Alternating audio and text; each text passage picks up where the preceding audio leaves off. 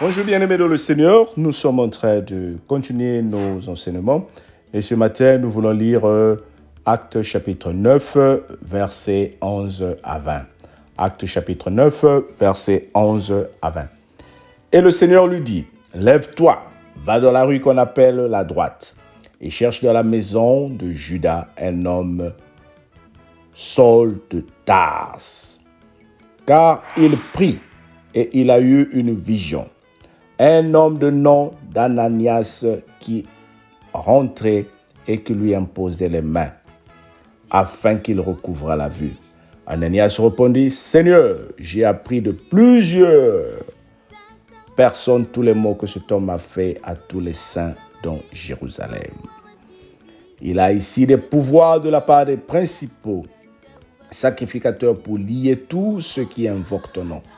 Mais le Seigneur lui dit, va, car cet homme est un instrument que j'ai choisi pour porter mon nom devant les nations, devant les rois, devant les fils d'Israël, et je lui montrerai tout ce qu'il doit souffrir pour mon nom.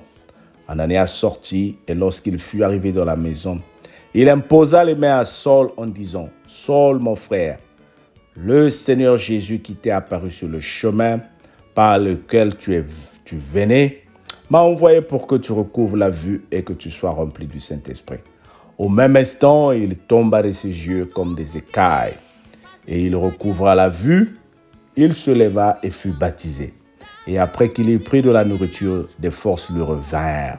Saul resta quelques jours avec les disciples qui étaient à Damas. Et aussitôt il prêcha dans les synagogues que Jésus est le Fils de Dieu. Amen. On ne se moque pas de Dieu. La Bible dit ce qu'un homme sème, il le récoltera. Voilà Paul, qui était Saul, qui s'hasarde à combattre l'œuvre de Dieu, à attaquer les oints. Il va jusqu'à demander les lettres au sacrificateur pour qu'il puisse détruire l'œuvre de Dieu. Mais le Seigneur l'a rencontré sur la route de Damas et l'a rendu aveugle. Maintenant, ce qui est important ici, Dieu prépare Ananias. Il dit à Ananias, tu vas rentrer dans la maison de Judas et tu trouveras un homme nommé Saul de Tarse. Tu vas lui imposer les mains pour qu'il recouvre la vue. Waouh! Écoute la réponse d'Ananias à notre Seigneur Jésus-Christ. Seigneur, j'ai appris que cet homme est en train d'arrêter et de massacrer ceux qui prêchent ton nom.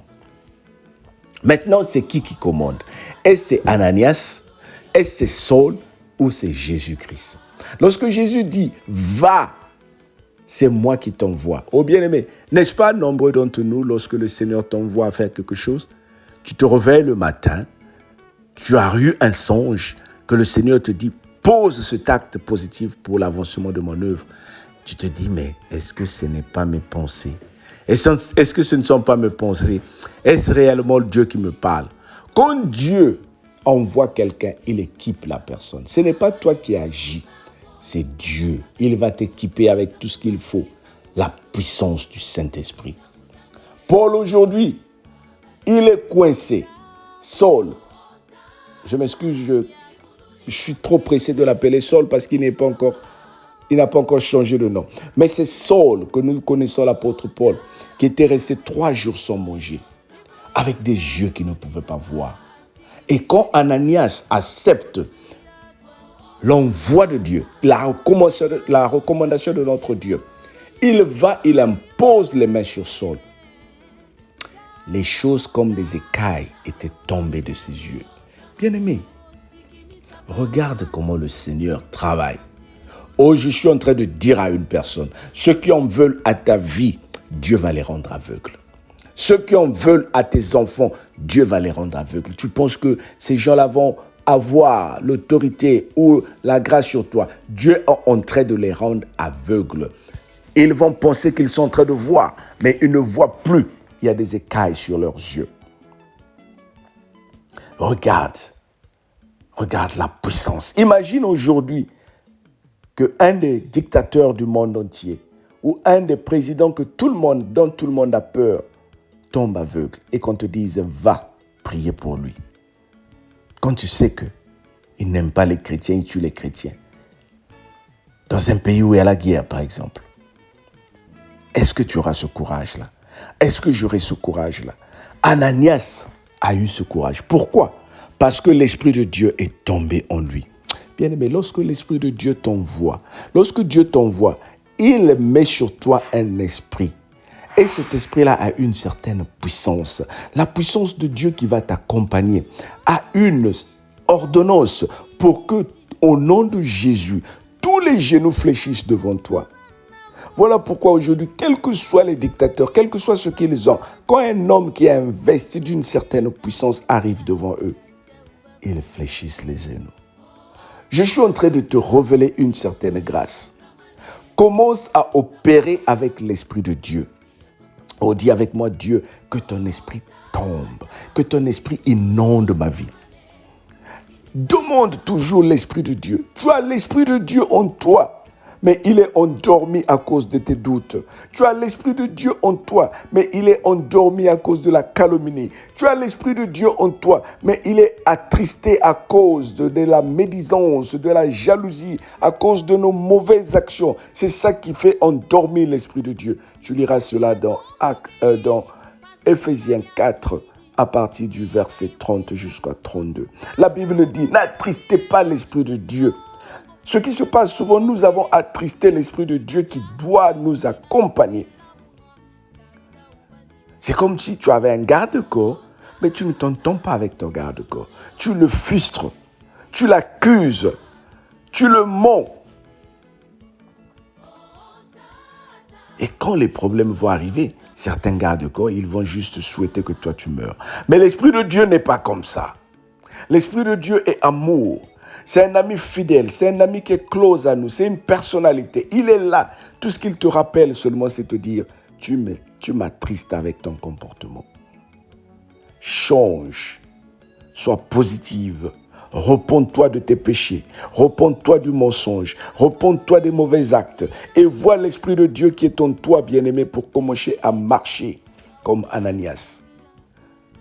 Toi, tu imposeras les mains sur les soulards et ils vont être guéris. Toi, tu imposeras les mains sur des menteurs et ils verront Dieu. Tu imposeras les mains sur les malades et les écailles qui sont sur leurs yeux, ils vont tomber. Parce que la puissance de Dieu va descendre sur toi. Ce n'est pas toi, ce n'est pas moi, mais c'est la puissance de Dieu. Laisse que la puissance de Dieu commence à descendre dans nos vies pour opérer des merveilles dans nos vies. Que toutes les écailles que l'ennemi a pu mettre sur tes yeux aussi tombent au nom de Jésus pour que toi tu vois la victoire, pour que toi tu reçoives la grâce que le Seigneur a prévue pour toi. Sois béni au nom de Jésus et passe une très bonne journée. Amen. Partage, partage, partage. C'est notre slogan. Et demande aux gens de s'abonner. On se dit à demain. Sois béni.